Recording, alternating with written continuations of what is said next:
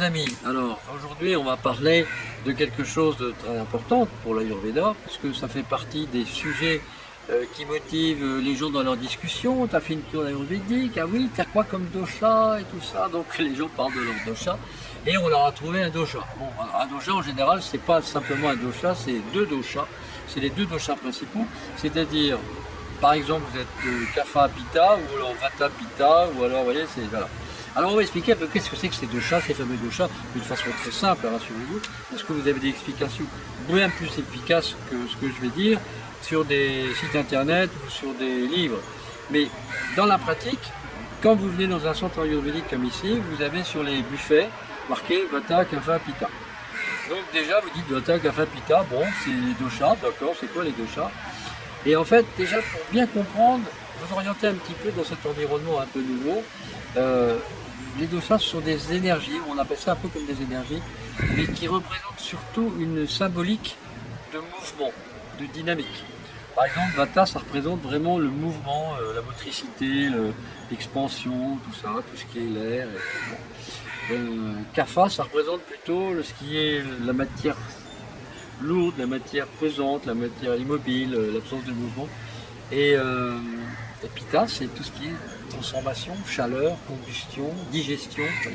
Donc il y a des gens qui ont une dominante Kapha, d'autres une dominante Pitta, d'autres une dominante Vata. Et ces gens-là, ils ont en effet des capacités corporelles et aussi intellectuelles et aussi mentales et aussi émotionnelles qui sont différentes parce qu'elles sont influencées par ces deux chats. Et alors, quand vous venez faire une cure ayurvédique, la première rencontre avec le médecin, avec le Vaidya, ça va être, il va vous poser plein de questions, un peu comme faire un homéopathe. Il va vous regarder les yeux, regarder la langue, regarder partout, les ongles, les machins, les trucs, vous poser des questions très indiscrètes. Et en fonction de ça, il va déterminer une possibilité de profil tridoshique, c'est-à-dire de dire vous êtes Vata Pitta. Vata parce que ça bouge pas mal, puis vous avez ça, la peau de telle couleur, vous êtes plutôt mince, plutôt sec, etc. Et donc vous êtes plutôt Vata Pitta, donc vous avez mettons 50% de Vata, vous avez 40% de Pitta et vous avez 10% de ce qui reste, c'est-à-dire Kapha. Ça vous donne une idée de votre proportion. Vous êtes 50, 40, 10, voilà, vous savez comment vous êtes. C'est votre signature de naissance, c'est votre prakriti, ce qu'on appelle votre prakriti. Et tout le but de la médecine traditionnelle indienne, ça va être, au cours de votre vie, puisque c'est une médecine de santé, c'est pas une médecine de symptômes, hein, c'est une médecine de santé, c'est pas une médecine de maladie, eh bien on va essayer de vous faire garder cet équilibre que vous aviez à la naissance. À la naissance, vous étiez supposé être parfait, que vous aviez un équilibre déterminé, une signature avec un certain pourcentage des trois doshas. Cette signature, vous devez la garder toute votre vie. Si vous vous en écartez, alors là, vous ouvrez la porte à la maladie, parce que vous n'avez plus les capacités homéostasiques et les capacités d'autodéfense que lorsque vous êtes au maximum de votre signature. Donc, ce qui est très intéressant, c'est que en plus de ça, il y a eu des médecins, notamment un médecin que je connais bien qui s'appelle le docteur Jyoti Ganganaran, qui a travaillé avec des universitaires à Madras, à Bangalore et à Bombay. Et vous travaillez avec des universitaires pour mettre au point une machine qui va déterminer la prakriti et la signature originale à la naissance en fonction de 52 gènes de l'ADN qui sont sélectionnés et qui sont analysés et qui ont des critères. On voit dans les gènes exactement tous les trucs qui font que ça va donner telle ou telle dominante au niveau des 3 doshas. Donc on a la preuve scientifique maintenant que les doshas ne sont pas une invention, ne sont pas une fiction, qu'ils ont une réalité qui correspond à un certain nombre de gènes bien identifiés qui vont donner une information globale par leur combinaison sur ce qu'est la configuration tridoshique de la personne à sa naissance. Donc cette configuration de naissance, cette signature tridoshique étant la norme d'équilibre, on va mesurer, lorsqu'on vous rencontre pour la première fois faire votre cure, on va mesurer votre équilibre des doshas à l'époque actuelle, maintenant, avec ce qu'on appelle le Nadi Pariksha, c'est-à-dire la prise de pouls. C'est un peu comme le pouls chinois, on met les 3 doigts, et avec il y a des moustiques, hein, bon, et avec les doigts, on va sentir Il y a un doigt pour un dosha, un autre pour l'autre, un autre pour l'autre, etc. Et ils sentent les vibrations, avec ça ils peuvent vous dire énormément de choses, mais surtout ils peuvent vous dire en gros quelle est votre proportion. Alors comme on a dit que le cas tout à l'heure il était Vata Pitta, je crois, ou bien s'il a beaucoup de kapha et qu'il est grand comme ça, on va comprendre qu'en effet il y a du kapha qui s'est installé et sa signature elle a glissé.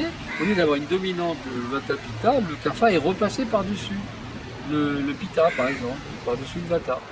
Et on va donc déterminer cette nouvelle constitution, mais qui n'est pas la sienne. Et on appelle ça la Vikruti. C'est-à-dire c'est la constitution actuelle qui est donc en fait écartée de la constitution originale et qui est la porte ouverte à tous les déboires. Et ces déboires s'expliquent aussi par les deux chats qui sont en excès ou en carence. Mais ça permet de savoir exactement le chemin à faire pour retrouver la condition d'origine qui va permettre à l'individu de se guérir et de se remettre dans un état d'équilibre parfait. Parfait ou quasi parfait, parce que la perfection n'existe pas, bien entendu, mais on récupère un peu les lignes d'équilibre qui étaient à la base. Donc vous voyez, c'est ça l'importance des doshas. Les doshas, c'est nous permettre de trouver son équilibre tel que la médecine ayurvédique le détermine, c'est-à-dire un équilibre de santé et non pas un équilibre de maladie. Bon, une fois connus les doshas, ça va permettre au médecin non seulement de rééquilibrer la personne par rapport à sa constitution de base, mais aussi de soigner les éventuels problèmes qui en ont découlé. Parce que si vous avez abîmé un dosha, quand c'est abîmé, hein, c'est pas toujours réparable. Vous voyez par exemple un exemple de la sclérose en plaques, quand c'est pris assez tôt, ils peuvent bidouiller et remettre en place des énergies de façon à bloquer le développement du système. Et si on attend trop, c'est cassé, c'est cassé. Il y a plein de choses comme ça. Si on attend trop, c'est cassé, c'est cassé.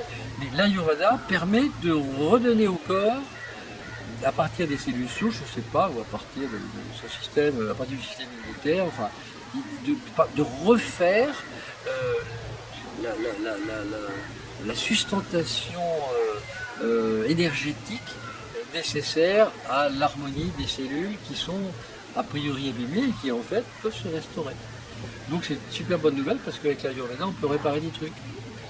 Voilà. Donc vous connaissez tout maintenant sur les trois doshas. Vous saurez aussi que quand vous voyez les doshas sur les buffets, quand vous êtes dans un temple ayurvédique, en général, il faut le dire quand même, c'est fait pour les occidentaux, il n'y a pas beaucoup d'Indiens qui viennent. Il y en a un petit peu, mais les vrais Indiens, ils vont dans les hôpitaux, mais c'est tellement, le confort est tellement... Les casernes, c'est du luxe à côté. Donc, les touristes qui viennent là, on leur arrange un petit peu les choses. De même pour le panchakarma, on ne leur fait pas tout. On les câline quand même. On leur donne surtout un contexte de confiance, de sécurité, qui a un rôle très important sur le plan placebo et nocebo, et qui a un rôle très important aussi sur la capacité de se restaurer soi-même. Parce que quand on est mieux avec soi-même, on n'a plus besoin de se faire mal, hein, on n'a plus besoin de se punir. Donc si vous voulez, ce côté confiance, ce côté paix, ce côté un peu abandon, un peu récession fétale, on va dire, dans un cocon d'harmonie, de bonne nourriture, de gentillesse, de beaucoup de sourire, de beaucoup de bienveillance, beaucoup de moyari, hein, c'est spontané là-bas, eh bien ça va vous aider à vous ressourcer. Mais dans leur excès de bien faire pour les touristes, ils ont fait une petite erreur, à mon avis, dont je vais vous donner la nature, ça vous a évité de tomber dedans. C'est que quand vous voyez un produit qui est marqué Pitta, sur un buffet par exemple, dans très nombreux centres ayurvédiques, ça ne veut pas dire que la nourriture qui est dedans est Pitta. Ça veut dire que ça s'adresse aux gens qui sont Pitta. Vous voyez, donc il faut faire attention à cette subtilité, c'est qu'il peut y avoir des confusions. On peut s'imaginer, ah voilà un truc, moi je suis Pitta, je peux pas prendre ça parce que ça c'est voilà.